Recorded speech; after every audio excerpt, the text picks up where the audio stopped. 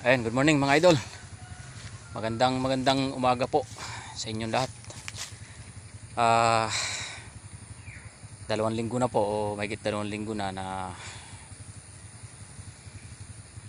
nakakaraan na nung dumating yung bagyong Uwan.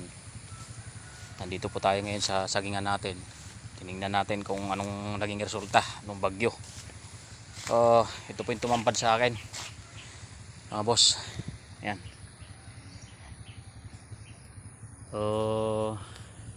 Napakahirap linisin ito.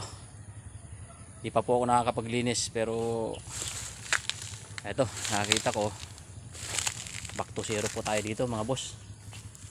Talagang pinerwisyo talaga to ni bagyong Uwan. Ayan. Tumba talaga. Linis. Kumbaga wala tayong mapapakinabangan. Isang taon ulit bago tayo makaanin ito, mga idol. Yan po yung naging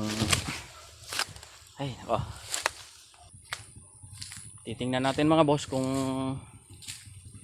may makukuha tayo at kung mapapakinabangan, may bibenta natin kahit papaano makabili ng bigas pang ulam-ulam. Ngayon ko lang ho na bisita to dahil pagkayari ko galing ng Maynila nung mawala po yung aking ama. Bagyong Uwan, wala ho ako rito. Ngayon dumating ho ako. 1 linggo muna akong namasada sa bayan at hindi ko muna to pinuntahan, pero ito after 2 weeks na mahigit, nandito po tayo ngayon sa sagingan natin. At kita naman natin patong-patong. Wala tayong magagawa nito. Pinoproblema ko ngayon kung paano ko linisin to mga boss.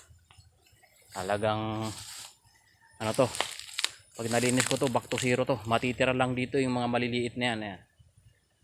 Pati mga nyug naghiligan din eh.